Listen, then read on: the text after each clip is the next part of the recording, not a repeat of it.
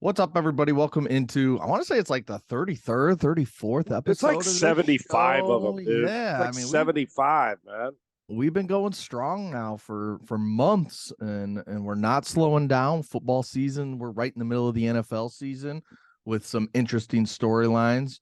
The college football playoff rankings are coming out every single week now, so we're getting towards the end of the season. Like I just saw today, and it doesn't feel like it, but we're 18 days away from Michigan, Ohio State, which for me is one of the biggest weekends of the Awesome. year. Oh, yeah. So I Yeah. mean, we're getting close. World Series is over. Astros get the win. You predicted it, and good for Dusty Baker. Congrats to him for finally getting over that hump. It's Dusty's fault. Oh, You know, it saying is. I mean, when the Texans lose a game, we got to blame it on Dusty. Right. Even when Zach Greinke got pulled out in that game 7, remember when AJ Hinch pulled him out? You know whose Yeah, fault yeah, that yeah. was? It was It's Dusty's fault. when he was Oh, like yeah, sitting at home Dusty's fault. watching the game. Yeah, Dusty's fault. Well, ironically, when the Oilers lost to the Buffalo Bills, that come from behind victory years ago in the playoffs, Right. Dusty's fault. Wow, So I didn't realize. yeah, it's amazing, isn't it? When Pujols homered, you remember that day? Yeah, off Brad Lidge. Yeah, Dusty's fault. So I just want to make sure you know. I mean, here's a Hall of Fame manager that people want to know. Well, should we bring him back or not? Yeah, you bring his ass back, and he is coming back, and he is going to sign a contract, and he's the World Series champion, and he's a great manager, and he made the right moves this off. Finally got his, but the win was Dusty's fault. That I will agree with. That was definitely Dusty's fault, and congrats to the Astros. And like 98% of the country hates it. Yeah. They all love Dusty. Right. Like I said, it's like when they were rooting for Andy Reid. Everybody wanted the Astros to lose, but if they win, then Dusty, then it's good because everybody loves Dusty Baker. And they should. What's the real quick, not to get off on a baseball tangent? What's the thoughts on JV? Is he coming back? I saw an Athletic article today. I can't remember who wrote it, predicting starting pitching contracts, and they had JV down for 2 years, $87 million. That's 43.5, if I'm doing my math correct, per season. Are the Astros going to pay that and bring him back, or are they going to rely on those young arms and McCullers? Both, Segs. I think both. I do. If they start the season tomorrow, Christian Javier is your third starter. Oh, for sure. You know that. There's no question about it. And I know how much you love him. Mm-hmm. Here's what I think. Here's what I think's going to happen. The article in the Athletic, I said about a week ago, or it might even been a month ago. Hell, they run together during the playoffs. I said 2 years between $85 and $90 million. And I'm going to tell you why I think he's going to pay it. Not only the way he pitched. Verlander wants to be here. He's chasing that 300 thing, right? Mm-hmm. Wants that. And quite frankly, he'll probably be the last 300-game winner we have, Segs, to be honest with you. Yeah. The way we treat pitchers now, anybody who started pitching in the last 5 years, Major League, they're not getting to 300. Yeah, they got no shot. So he wants that. What better team to go to? The window's not closing. They've got Jordan under contract. They're going to get Kyle Tucker, Pena's. They're loaded. And they got a lot of money under the luxury tax.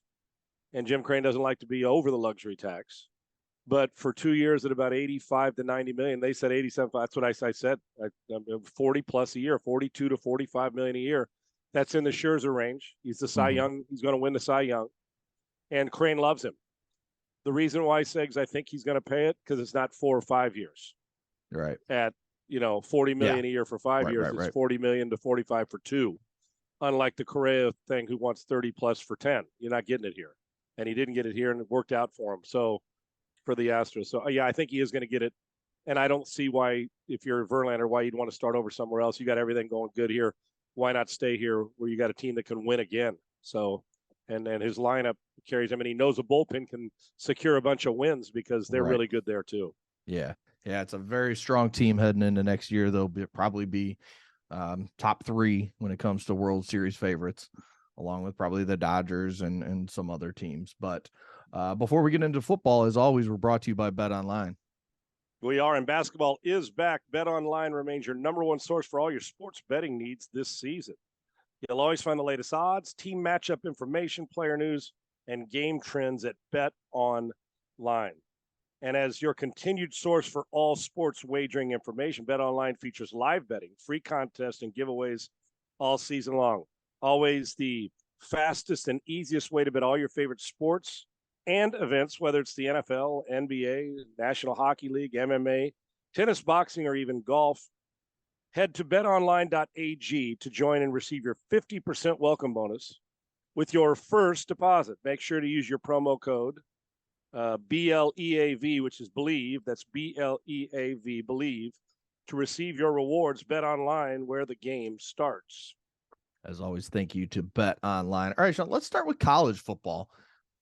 College football playoff rankings come out last night. No surprise it won. I thought, for me personally, and I know I'm a Michigan fan, so I'm not trying to sound like a homer, I had Michigan 2 over Ohio State just because I don't care about weather. You play in the Midwest. I'm sick of seeing Ohio State fans complaining about the weather in Chicago or Evanston on Saturday, where it was really windy and they only won 21-7 and CJ Stroud threw for 76 yards. Like, quit complaining. You play in the Midwest. You play in the Big Ten. The elements are a factor in a lot of games. So I thought for them to only win by 2 touchdowns, and that game was close for a long time.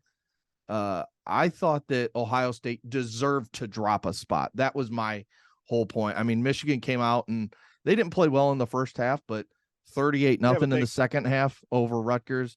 And did you know, Sean, that in their last, I think it's 5 games, they've given up 3 second half points.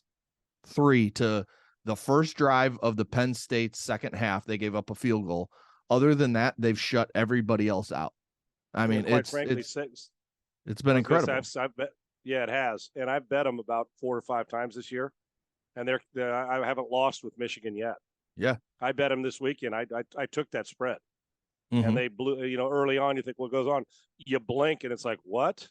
All those unanswered points, mm-hmm. and yeah, I'm with you. While I've had Ohio State winning the national title, I have no problem having, if regardless of who's in front, it sure as hell can't be by a lot, right? Right. It may be 6-1 between those 2 teams, but they're 2nd, 3, or either way you want to flip it. I don't have any issue with it because it's going to come to a head anyway here, as you said, sooner than later. We know that. And it'll take care of itself, thank goodness. Georgia, no doubt, and I'm with you on the weather. So what are we going to do, Segs? Let's say the Rose Bowl was in the rotation to have a national title game, mm-hmm. and it rained, and it was one of those days which you never get at the Rose Bowl, but happened to be the aberration. Are we going to bitch and complain that you didn't handle the weather very well? And that's called, we actually do play football in the elements. This ain't baseball. Right. Okay, right. We play actually outdoors in bad weather, and your home games are in Ohio, in Michigan, in Happy Valley at Penn State, in Wisconsin. It's Minnesota. Not supposed to be hot and sunny. You're not Scottsdale, okay? We're not playing in Tempe or in Arizona, so Glendale or what have you. But then again, they got a roof, so you just deal with it. And you know what? You got it out a win, but unimpressive at that. And I'm with you. I don't have any problem. And then if it would have been Michigan, Ohio State, and TCU, that rounds out the top 4. And I think TCU is going to get beat, though, Segs. I don't see them running the table. I don't. And they got trying to think. They got a rough one this weekend. Do they? I was just looking Texas? At this. Yeah. Is it? I know they have Texas. Is college game day there this week, Segs? At TCU in Texas? Am I tripping on this, or am I? I'm checking the schedule just to double check because I it is. It, it is this weekend. Okay. And it's in Austin, right? In Austin, yep. Yeah, I think college game day's there, and I actually think Texas beats. My thoughts now: Texas is going to beat TCU. That's my thoughts today. Right. So then, and as we push this further along, Segs, I was thinking last night and yesterday because I got asked this question, thinking, okay, what if Michigan loses to Ohio State? Okay. The same way Tennessee lost to Georgia. Okay. You follow me right now? Because it's in the horseshoe this year, right, Segs? Yes, it is in the horseshoe. It's a horseshoe this year. And then I'll flip it. So they lost the same way Tennessee did to Georgia. And Tennessee runs the table. So it doesn't lose another game. Does Tennessee belong in ahead of Michigan? I think it's very close. Make the argument, though, right? But okay, now let me throw this at you with that same scenario. Okay. With that same scenario, TCU loses to Texas. Now, I think if they lose, they're out of contention. I think that takes the no Big 12 question. out. I think the Big 12 and ACC are going to miss out wholeheartedly. So now, if USC or Oregon do not run the table, and they say they both lose, are we just going with 2 SEC and 2 Big Ten teams? Because who else you putting in there? I mean, you're not going to put a 2-loss LSU. You're not putting a 2-loss Alabama or a 1-loss TCU team in. You're not putting a 1-loss Clemson. You're not putting them in over Michigan, Tennessee, Ohio State, or Georgia. It's just not happening. Okay, let's check this scenario out, Segs, and we can, hell, even if it takes this scenario, and that's our whole show today, I'm okay with it because I'm intrigued with this, right?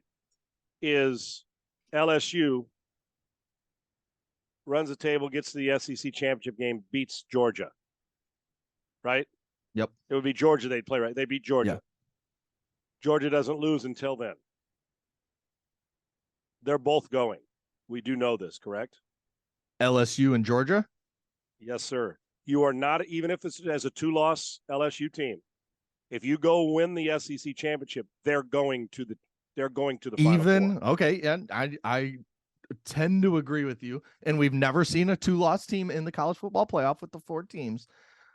But now also we saw it with the old school way with right Bama, the old school stuff. Yeah, right. Okay. But since the college football playoff, we haven't seen a 2-loss team. Right. But you also have Tennessee now, assuming they run their table and finish out the year with 1 loss. You have a 1-loss Tennessee team who beat up LSU. So and that would be you'd have a 1-loss Tennessee team, a 1-loss Georgia team.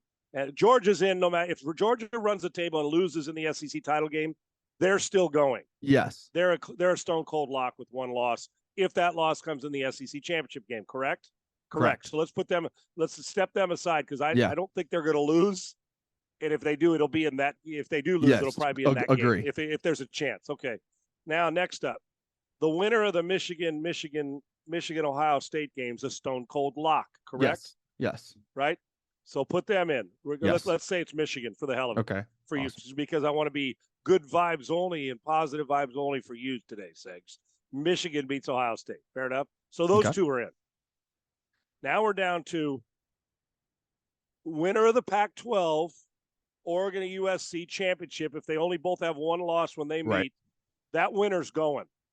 They want a 1-loss Pac-12 champion will be in the national title, Final Four.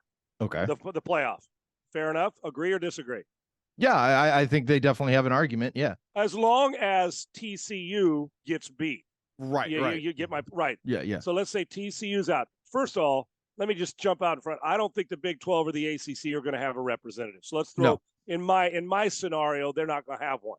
Okay. Now, hell no, TCU may beat Texas, but I'm picking Texas at home. All right. So now we're down to we got Michigan and Georgia. Alabama out, 2 losses because they're not getting there. So Tennessee runs the table, but they don't make it to the SEC title game. But they did beat LSU handily. Mm-hmm. Tennessee loses to Georgia, but then Georgia gets beat by LSU in the SEC championship game. We already know Georgia's in and Michigan's in. So now you got 3 SEC teams. Georgia's in. Now we're down to LSU and Tennessee. Who you taking? So I'm going to assume for my liking that SC is going to beat Oregon. Fair enough. So it's SC, Michigan, Georgia, and Georgia. SC wins the Pac-12 and the championship. They're in. Michigan takes care of their business undefeated. Georgia loses in the SEC championship game, but it's only 1 loss, so they're in. Now we're at this dilemma. If that team that beats Georgia in the SEC title game is LSU, Oregon will have been eliminated by SC beating them in the Pac-12 or vice versa. Hopefully it's SC. And Michigan, Ohio State, or vice versa. Now we're down to Tennessee, and we're down to LSU. Who you picking?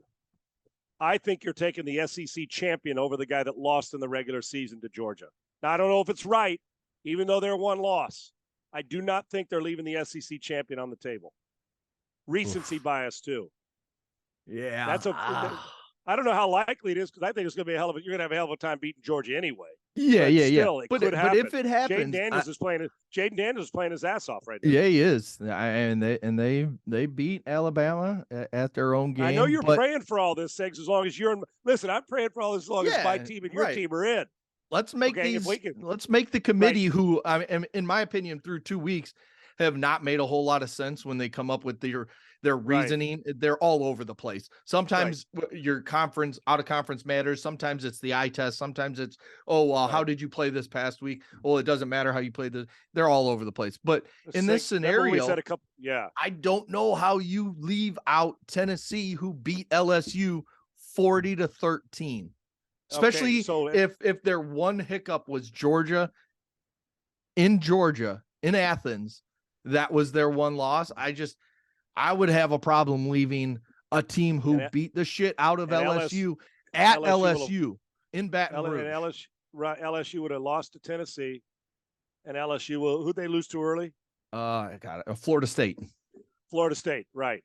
All right, now, and that's going to hurt them, because Florida State's kind of, they're good. But I think they're right around 26-3 or 4 or something like top that. Top 25, right? I think they're the low end of the 20s, right? So let me back up here. Excuse me. 23. Remember we talked about a couple weeks ago, I said the only way, when SC lost in their game to Utah, we said then and there that if SC loses if you don't run the table in the Pac-12, you're not making it, unless, and a lot of unlesses have happened. Alabama's lost twice. Yep. If TCU loses, we saw Oklahoma State. They've gone to hell in a handbasket. That team was, you know what I'm saying? They were cruising along, and then boom, here they've got beat. So, they were 6th or 7th at their highest point. So Clemson gets beat, and we knew that felt like that was coming as well. So we've had a lot of help. So now the Pac-12, and then you looked at Oregon and said, you got your ass kicked by Georgia. Georgia, It's like 6 degrees of separation, right? And then they've been running the table playing great football. And that's been great for USC that because if Oregon went into that game, Segs, with a couple losses, I'm not sure they would take the Pac-12 champion. SC actually needs Oregon to, don't you agree? To run this table, to run the table until they get to the championship game. Right. And SC still got to deal with UCLA, and quite frankly, Notre Dame is obviously starting to play a little bit better football. Right. So they've got, now the fortunate thing for that, one's at the Rose Bowl, the other one's at home. They're playing, Southern Cal's playing at home against Notre Dame this year. So you look at all these scenarios, but the winner, if this goes, that's going to go, Big Ten's going. And now we're down to this Tennessee and LSU argument.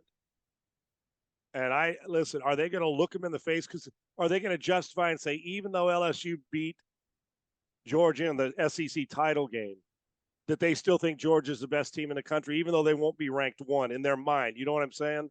They'd get passed up by your guys. By that time, you guys would be the number 1 team in the country if that were to happen. And so you're sitting there saying, okay, but can you imagine Tennessee? Sorry, man, you got beat in Athens, and you beat LSU worse than they beat you, and you did it on the road. You got beat in a road game with 1 loss, and you're the 2nd highest scoring team in the country for the most part, I think 2nd or 3rd. And now we're going to take LSU with 2 losses, and they're going to the playoff, and you're staying home, and you're the 5th team. That would be the biggest argument we've had of a snub job. Yet, how would you leave Tennessee out? How would you leave LSU out if they win the SEC title game? Because everybody said it's the best conference, and that argument. What happens? Boy, they don't want that now. I can tell you that. Yeah, and the other problem, you know what saves it, Segs? What saves it? Simple saving is Georgia not losing in the SEC title game, or one of those 2 teams getting beat again before then, but TCU also losing out.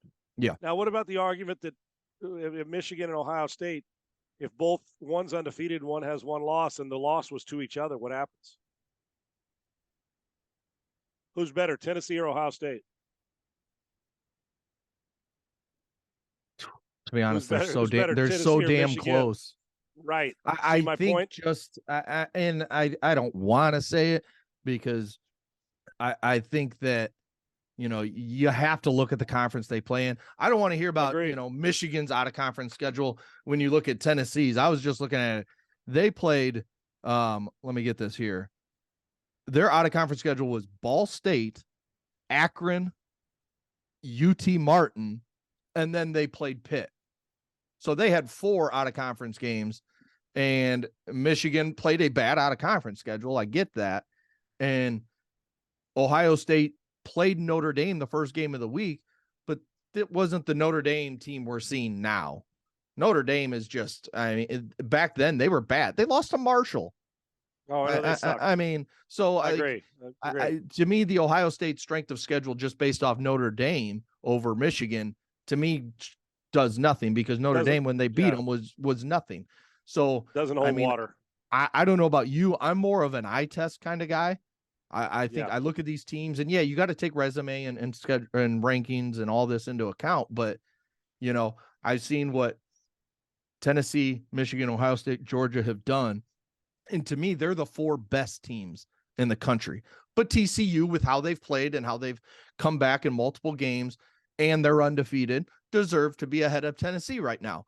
But they got to win out to stay there. So I think Oregon, and I don't mean this disrespectful. I think Southern Cal and Oregon can also beat TCU. I agree. Yes. I think they're every bit as good, if not better. That's just me. And maybe that's a little homer, but I do. The way Oregon's playing right now, hell, I'm not sure they can't be.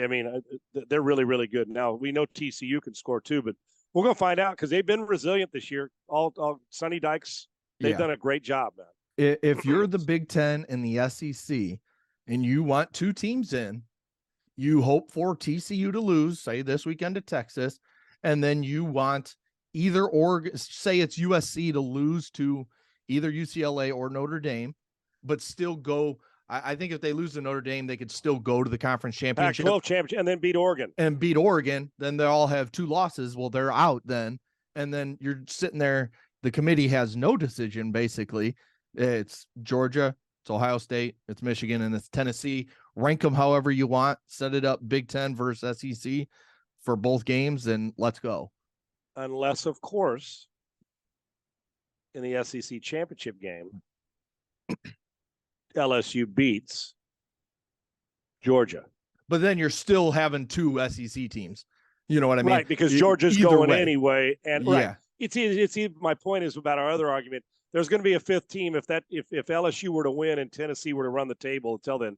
Somebody's going to be pissed, right? Yes. Because we know Georgia, Michigan, and Ohio State under your scenario are going. Yes. That's the point. And it would be I would love to see the committee have to make that decision and see how just to have whatever his name is that comes on every week this year and tell us why he picked Tennessee or why he picked LSU over the other to go to the college football playoff. And are you going to put a 2-loss team in your final year? What seems like it's going to be the final year of the Final Four or whatever you want to call it, the college football 4. It would just be fascinating to see. And now with all that said, I'd love my Trojans to get in, but damn, dude, once we get in, we got to play some defense, brother. Well, yeah, that's Arizona's and Cal's. They can score on anybody. The problem, they can score from the friggin' parking lot. The problem is they also can get scored on from the parking lot from you and me. And that's where it's a bit pitiful. I saw some people, kind of going off on the committee about how is UCLA 12 and USC at 8 based on just resumes. And I see their argument because UCLA and they have 2 top 25 wins. USC has none. It's just, I get that. But to me, the eye test still tells me USC's the better team. And that's why I had USC. I had UCLA right behind USC in my 10. Three of the teams in the top 10 are Oregon, USC, and UCLA in that order. In the top 10. But in the committees, for some reason, they put UCLA down at 12 with Clemson at 10. And Clemson's just a team that's been skating by all season long. They have the problem at quarterback, and they're just, they're losing players to injury. It hasn't been a great season for Clemson, and I don't know why they're still in the top 10. Things you asked me at the beginning of the year, our first show, when we talked college and our whatever show, our very first college talking show. You asked me who the most overrated team in America is, and who'd I say? Clemson. That's exactly right. When Clemson, I said Notre Dame probably second. Yeah, we had Clemson, Notre Dame, and Texas A&M. That's exactly right. We had all three of those. And I can tell you this right now, bore itself out. Yes, and definitely. Out of all this, Texas A&M takes the cake, brother. They are pitiful. I don't know if you saw, they just lost a high-ranked recruit.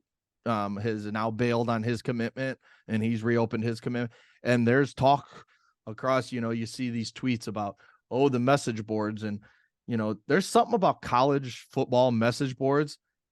These people know shit. I don't know how they know stuff, but they know stuff.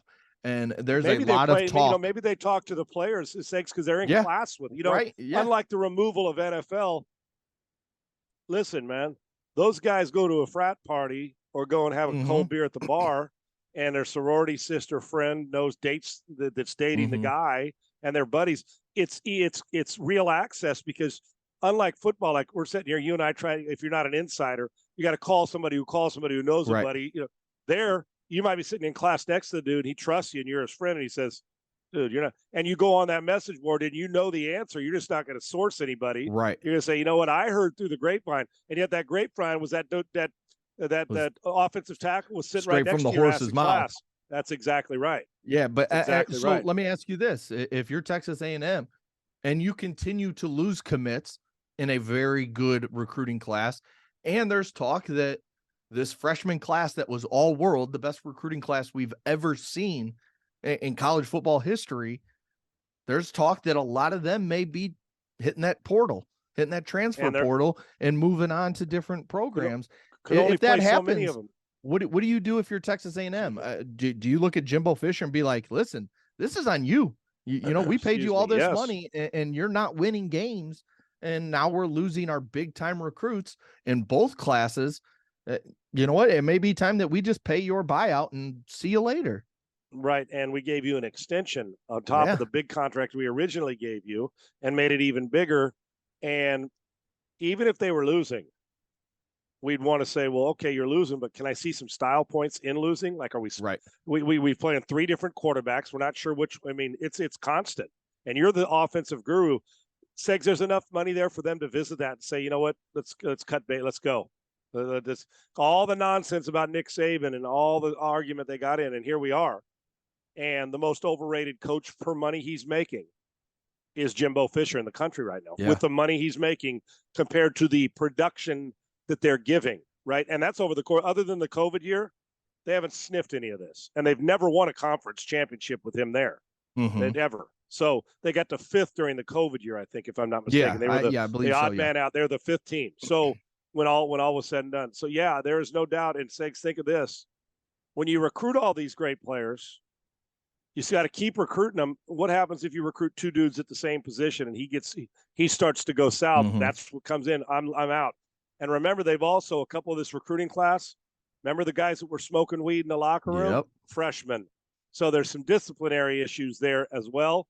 Not good. If they don't finish strong, and you're the board of regents and you're the athletic director, you got to have a come to Jesus and find out exactly what you're going to do here, because I don't care how much money he makes. College football schools like that with gas and oil money, they got plenty of it. Yes. There's more where that came from. I can assure you of that. For sure. We'll start hitting on the games either tomorrow or Friday when we do the next show coming this weekend, including, the big Texas TCU matchup. But let's jump to the NFL. Sean, what the hell is Jim Irsay doing in Indy? Fires Frank Reich, which, fine, you're not playing well, you want to fire your coach, whatever. He goes out and he hires an interim coach in Jeff Saturday, who's been a coach in high school, the former center, all pro center with Peyton Manning there on that Super Bowl team, but brings him in. And then the first move Jeff Saturday makes is to take the assistant quarterback coach and make him the play caller on offense. What's going on in Indy? And do you think Jeff Saturday survives this and becomes the head coach moving forward into 2023 and beyond? Well, Segs, we don't see interim coaches carry out. Interim coaches are there to be fired. I'm sorry to say it rarely. But how often happens. do we bring in an interim coach from the outside? That's the difference, especially when they had multiple former head coaches on that staff. Isn't Gus Bradley on that staff? Gus Bradley. I think John Fox is on that staff. Like, what is going on? There's so many layers to this. I'm going to try to keep it as simple as possible. First off, I'm not mad at Jeff Saturday. No. Shit, if the Houston Texans call me tomorrow and say, Sean, you want to be the head coach? I say, hell yeah, I want to be the head coach. Right. How long's my interim coach? I'll do it. But even just to say you did it. Yes, when I address my coaching staff, I'm going to say, here's the elephant in the room. You fuckers been doing it longer than I have. I know a lot about football. Right. And I know X's and O's, and I know it. But I should probably take a different path before I become the CEO of Apple. When I was working, when I was doing a radio show and television, let's slow down. Right. But I don't blame Jeff, and I hope it works out. Nice guy, leader, but none of that matters. It's like when we say, man, you were a great assistant coach, and then you got the coordinator job, and they don't have the rhythm of calling plays. And this is another step up from that. And then to top it off, you skipped over the quarterback coach, go right to the assistant QB coach, say, you call the plays. You know what this is? This feels so, even though it's not, it feels nepotism, but it's friends. Does that make sense? Yeah. It's like Irsay likes Saturday. And listen, Jeff, great leader. We know he and Peyton were both alpha leaders on the same team. I get all that. Come on, man. 5 days ago, he was smashing helmets on that Get Up show and talking football and laughing about stuff that's going on. He's the head coach in Indianapolis. I'll tell you what it is. It's a clown show. Jeff Saturday's not a clown. It is a clown show hire because it's a slap in the face and an embarrassment to every single coach that's grinded forever. Yes. Black, white, Hispanic, Tongan. I don't care where you come from, right? Mm-hmm. This is a slap in the face to guys who will never get a chance to be a head coach, let alone an interim coach, on a head coach on a staff. Mm-hmm. So with this in mind, you say, okay, this is nothing but a buddy hire. I like Jeff. Now, Jeff may lead them, and they may win a couple games. The chances are it's going to be a lot tougher than people think. And Jeff Saturday, maybe he'll do well. But one, you better have players. They're not any good, Sakes. Their team's not very good.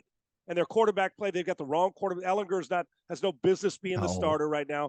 And so, Sakes, real quick for me, can you imagine going into that meeting room and they respect him as a player? I talked to Ian Rappaport this morning. I said, you talked to a lot of coaches. You talked to a bunch about this. He goes, yeah. I said, has any of them said that they're okay with this hire? And he said, no. They're all, it's an eye-rolling hire. You like Jeff as a player, but all that time, you're basically diminishing and saying the head coaching job's easy and just any swinging dick can get it. That's what you're saying. I'm not saying that for Jeff. I'm talking about any of us. Jeff Saturday knows damn well. He knows X's and O's and leadership, but he hasn't done the grind to be the head coach, right? We know that. Can you imagine walking in and John Fox is there and Gus Bradley's there and the whole staff, and you have to address that elephant in the room immediately. I mean, you got to get and say, guys, listen, you may not be happy with this, but all our asses on the line. Interim coach, one gets fired, we're all going to get fired if we don't fix it, right? However you present it. And then you got to go get the players to buy in, right? Nobody cares that Jeff played. Most the young ones never saw him play. Right. They were 10, right? So you get my point, Segs. Listen, nothing against Jeff. I hope it works. I like Jeff. But this is, if you're the next guy in line and they fire Saturday, aren't you coming in saying, what kind of Mickey Mouse organization are you running here? Why would Sean Payton take that fucking job? Right. Yeah, and the guy that's got to be pissed is Chris Ballard, the GM. Supposedly he didn't even know about it. And if you're the GM of one of these 32 NFL teams, you want to keep that job, obviously, because you don't just leave and go get another job. Whereas I do think Frank Reich, I think he goes and gets a job. I mean, if you're the Carolina Panthers, how do you not go hire Frank Reich immediately? In my opinion, like, you should go hire that guy tomorrow. If you're the New England Patriots, well, don't you want to hire an offensive coordinator who knows football?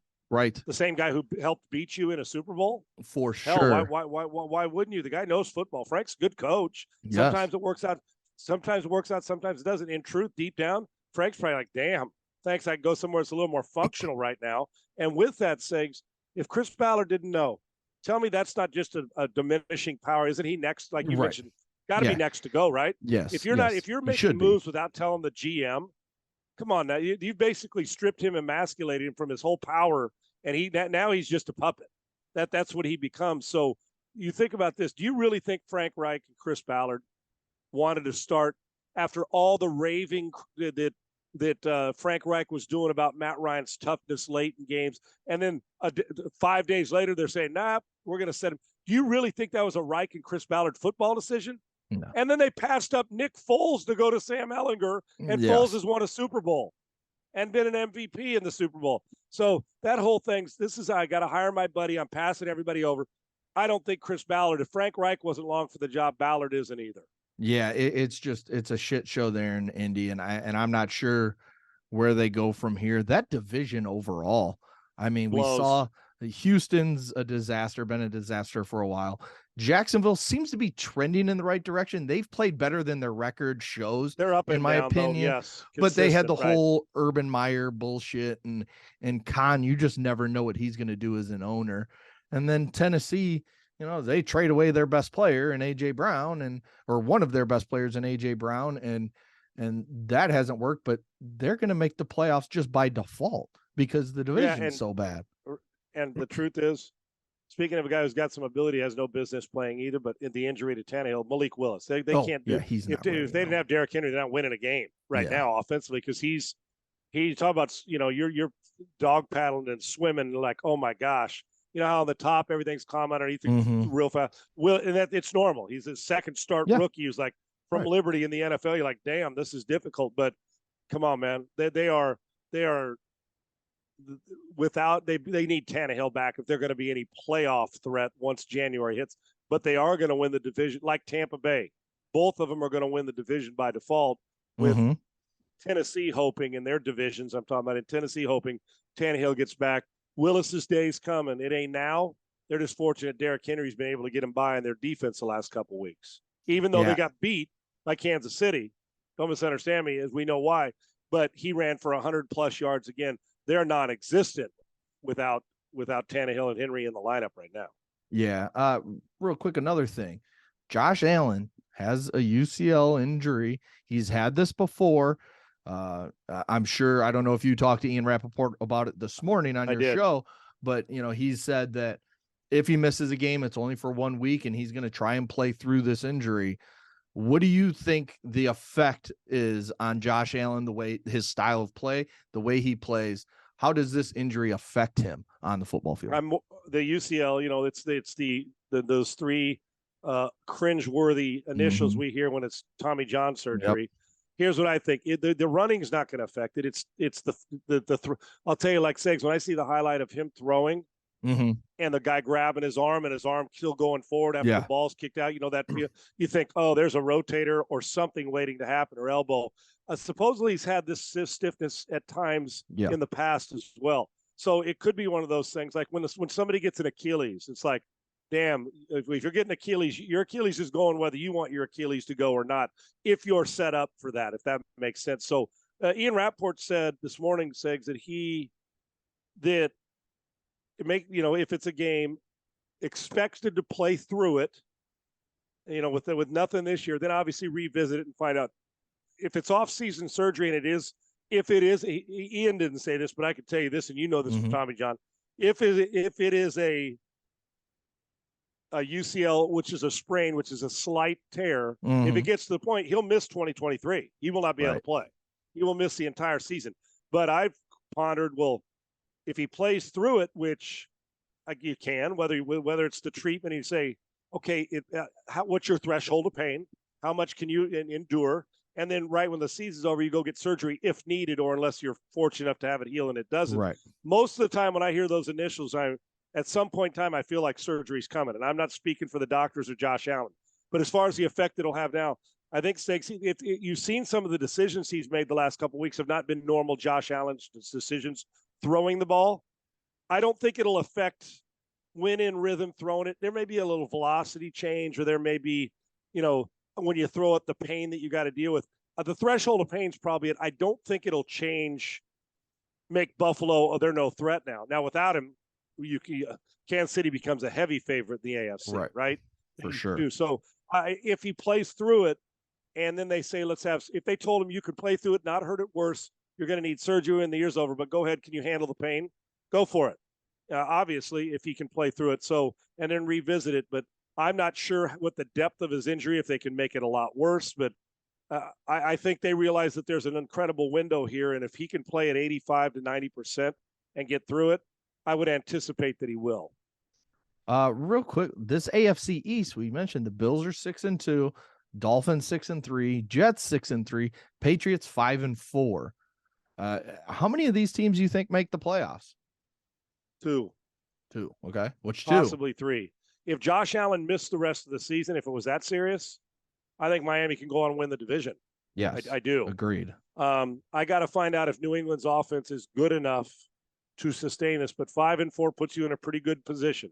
Well, let's go West. We already know there's one going for sure, because that's been a major disappointment. So the Chargers linger. In the North, it's either Baltimore. Let's just say Baltimore is going to win the division. So Cincinnati's going to linger. Watson's on his way back, even though they've only got they're 3-5 or 4-6, whatever it is. 3-5. 3-5. Watson starts to linger. Can you win some games with him? But let's just say it's the Chiefs and Baltimore, with Kansas City and the Chargers off. Then we go Buffalo, and then we go the Tennessee Titans. Now what's left is the Miami Dolphins, the Jets, Cincinnati Bengals, the New York Jets. The Jets go high in no particular order. The Jets, the Patriots, and the Chargers. Yep. Yeah, I don't think Cleveland makes it. The Raiders are done. Broncos done. Yeah. Jets, I think they got a legitimate shot as long as they continue to play smart and Zach Wilson plays smart. I think the Bengals, I don't think the division's won already, because I think the Bengals can go on a 2 or 3 game win streak because they're capable, but we'll see, because they don't block anybody when it comes to protecting the quarterback. So I'm going to say now, Segs, now I would never bet against Belichick. I just don't trust New England's offense enough right now to say that they're going to make it. I would say that if there's a third team from the East, I'm actually leaning on the Jets more than I am the Patriots right now. I like the way they're trending. If it was like the NFC East and 3 teams were going from that division, same way there, I would say the Jets, to me, I think the Jets are a better team than New England right now. Yeah, I don't have the schedules in front of me or anything. I have the standings for the playoffs. So obviously it's Buffalo, Kansas City, Baltimore, Tennessee. Like you said, they're the 4 division leaders right now. And you just ran through the teams. It feels like Miami and that offense isn't going to be held out.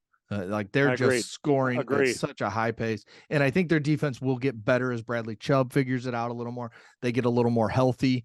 I think they're dangerous, Segs. I think they're dangerous. I mean, that offense, I was watching them against the Bears, and I know the Bears defense is pitiful, but they just do whatever they want. I mean, guys are just running wide open, and Tua hits them at such a high, rate that it's easy for Waddle and Hill to just be open. It's got the now it's a different way they do it, because Mahomes' arm is so much stronger than Tua's, but they run in through free. I feel like I'm watching the Chiefs. They're just running through lanes and run after the catch. They hit home runs all the time. He gets them the ball on time, and they go do work with it, man. I think they're a dangerous friggin' team, man. Yeah. So, I mean, if you're looking at it, so let's put Miami in. The Jets, the Chargers, the Patriots, and the Bengals are the other 4 teams that you mentioned. So now we got to put 2 of them in. I feel like the Chargers are going to get in just because the Broncos and the Raiders both suck.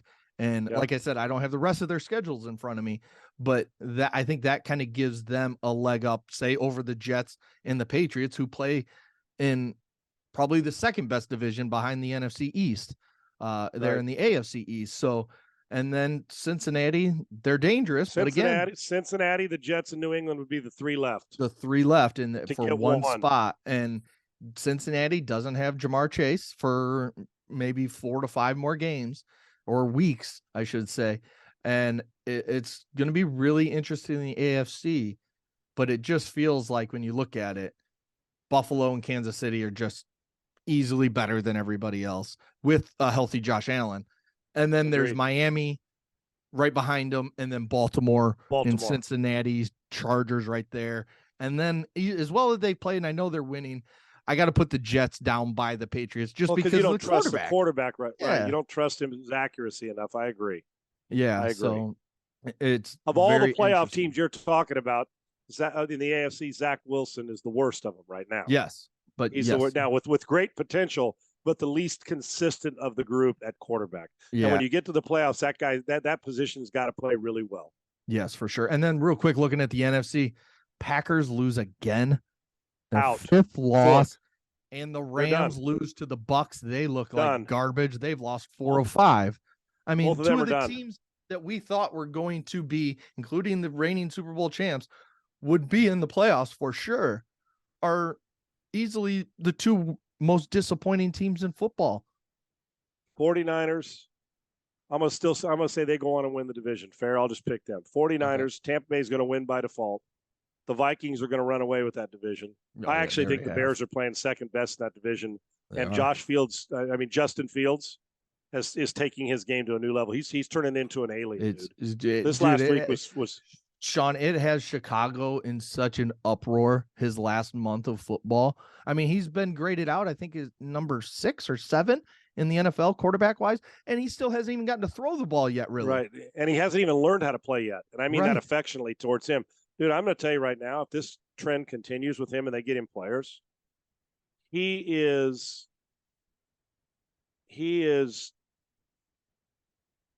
the best. Well, first of all, he's the most gifted quarterback they've ever had.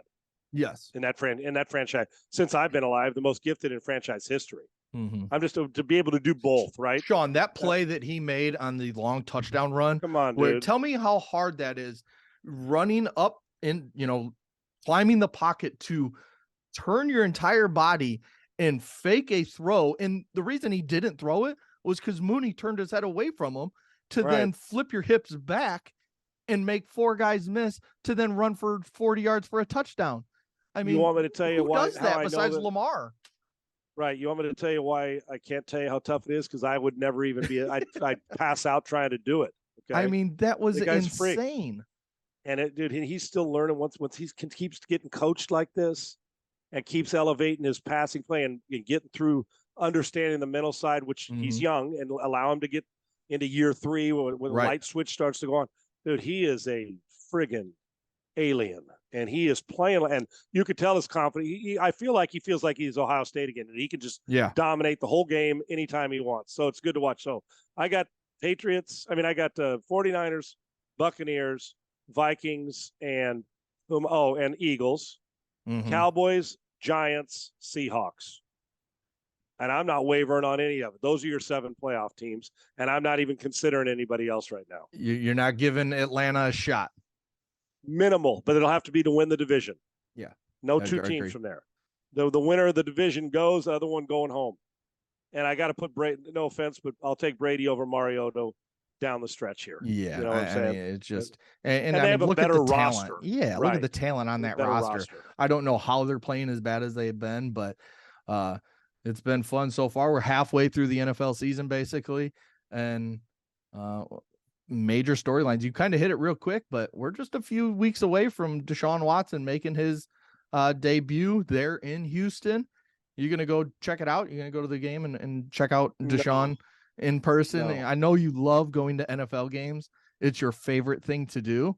You love to just sit as close as you can to the sidelines and where you can't see. Right, where you can't see. I can't watch instant replay and then watch your team get their ass kicked. Yeah, that's my favorite thing to do. And now I get to see it on TV with the Raiders to me, right? No, I'm going to stay right here at home. They can boo and do whatever they want. I'm going to watch it and watch instant replay. I'm going to watch every single play of it, and it'll be right from my living room with that beer tap sitting right outside. That's what I'm going to be doing. Next coach to get fired. Last thing. Next coach to get fired. Is it Josh McDaniels? The Nathaniel Hackett? Is it? Ian Rappaport said he said he'd be shocked if Josh got fired after 1 year. Okay. He did. Interesting. So it just feels like another first. Doesn't it feel like Mark Davis is the type to just kind of freak out do it on his own? You're fired. Yes. Like, fuck you. Like, get out. Like Jim Irsay. Yes. Just on a whim. Wake up in the morning, everything's fine, and in 2 hours you switch and said, "I'll get him out. I want somebody else. I want the hotter name. I want Sean Payton here. I want to pay Sean Payton $15 million." Yeah, it does. It feels like that. To me, the next one to go. I know he bought a little time. At least a couple other. I'll throw other names at you. Dan Campbell, Lovie Smith. Lovie Smith. I think that may be Hackett. It. Yeah, Hackett. Cliff Kingsbury. Keep an eye on Kingsbury. Ooh, that's a good one. Keep an eye on Kingsbury. And And then let's see, Cincinnati. I'm going to tell you what, if they come in and Stefanski urinates down his leg with Deshaun Watson, be careful there. Yeah. I'm not saying it's going to happen, but it's something to keep an eye on. And Atlanta, fine. Vrabel, obviously, in their division, fine. We know about the Matt Rule thing. Harbaugh's not going anywhere. Mike Tom's not going anywhere. Zach Taylor's not going anywhere. Would you consider Zach Taylor, if you're the GM or the owner, and Burrow keeps getting his ass kicked the rest of the season, you miss the playoffs? I know you went to the Super Bowl last season. Would you consider Zach Taylor be like, you know what, listen, you've tried. Obviously, you can't protect our franchise guy. He's getting sacked so many times. He's gotten hurt from it in his rookie year. And, he dealt with it last year, getting sacked so many times. And now it's continued into year 3. Do you look at Zach Taylor and be like, you know what? Maybe you're not the guy, and we go get a Frank Reich or somebody else to lead this team? If they would have been to the playoffs last year and got beat early after being a 10-7 wild card, and we're eliminated early, because going into last season, there was a little bit of verbiage out there last year that the Bengals, they got what's going to happen with Zach Taylor. They went and go to the Super Bowl, saved it. He's still getting his franchise quarterback's ass kicked. It's going to one of these 2 things. I think Segs, no matter what happens this year, he gets one more. That's what I believe. And I think the Super Bowl bought that for him. I do. 2 is he'll have the built-in excuse, whether he makes it or not, for Jamar Chase and trying to get this thing right. Yeah. But it'll be where the owner or GM or both come and say, get rid of your offensive line coach, get rid of this coach and that coach if you want to keep your job for one more. And if it happens again, you're on borrowed time, brother. Yeah. So I think for sure he's going to get another year. The Super Bowl bought him that. I believe, unless he lost complete control of his team. And one other name: if the Cowboys get to the playoffs and are fully healthy and get eliminated, and Mike McCarthy does something crazy he loves Kellen Moore, loves Dan Quinn. If they get beat in the first round of the playoffs, that's going to be a loud talk about, well, we got to go get Sean Payton or somebody else. Sean's got a house in South Lake Carroll and all that stuff. I feel like it's Super Bowl or bust for Mike McCarthy. Like, if he does not win the I'm talking win the Super Bowl, fans, and Jerry Jones is going to think about it, because Sean Payton is sitting there, and Sean has come out very recently saying, basically, I'm going to coach again. I just needed that break. And we all know the talk of Sean Payton and the Cowboys. If McCarthy does not win the Super Bowl this year, I think no matter what, it's loud. I don't care if he wins or loses on a last-second field goal. People are going to say, we want – hell, if they win the Super Bowl, Cowboys fans are going to say, we want Sean Payton. Yes. They're already saying it. Right. That's exactly right. Now, the only thing about Sean Payton there is, does Jerry Jones at this stage of his life, and he should have the guts to say, I'm going to give a coach that's got a lot of power, or are you going to say, let me hire Kellen Moore? Jerry's been known to do something like this, right? Yep. So we'll see. But I think that's a sneaky one to keep an eye on, because everybody talks about how good they are, how talented they are. So going one and done and not winning the playoffs is going to be a problem for them. And I think that's one that could have. So the next one to go, Segs, I'm going to say that they'll get one more in season where they say get him out. I usually don't subscribe to that. I think it's north of me. North of me, where I'm at, and near Chicago, and that would be Detroit. Yes, that's probably next. And it just feels like that because he's such a rah-rah, like, oh, when things are great, he's so fun and entertaining and all this stuff. But when you're losing, it's kind of like, okay, the shtick is just stupid now. Like, we don't care. We want to win football games. We had talent. We had a great offense. That's gone away. Your defense sucks ass. You know what, Dan? Just go away. Just go away. And somebody, one of his, like a Sean Payton, if he gets a job, will hire him as an assistant. He'll be one of his assistants. For sure. And I guess because Dan can coach, but yeah, he's probably next. If we have one more in-season guy to go, it'll be him. Unless, of course, Mark Davis or one of those type of knee-jerk guys wake up in the morning and say, I've had it. We're getting our ass kicked and humiliated. You're done, dude. I'm going to pay it. Get out, which could happen. But one of those that they're going to replace after the season may do it. My whole thing is if you're in week 16 or 15, finish it out so you don't have to fire the interim coach too. It's silly. Right. So right. We'll see though, man. We'll see. Yep. All right. Yep. As always, we're brought to you by Bet Online, and thank you to Believe Network. And we will hit you up with another episode later this week to preview the whole weekend. And we'll keep talking about all these scenarios in the college football playoff, because kind of that's the most fun part about it. And they're going to change every single friggin' week, more than likely, or at least in the top 8 or so, no doubt. Yeah, and then we'll make some predictions on some college games as well, because we do have some good ones. I was just looking at it. All right, that will do it. We will talk to you later this week. See you, Sean. Segs, great stuff, brother. Thank you.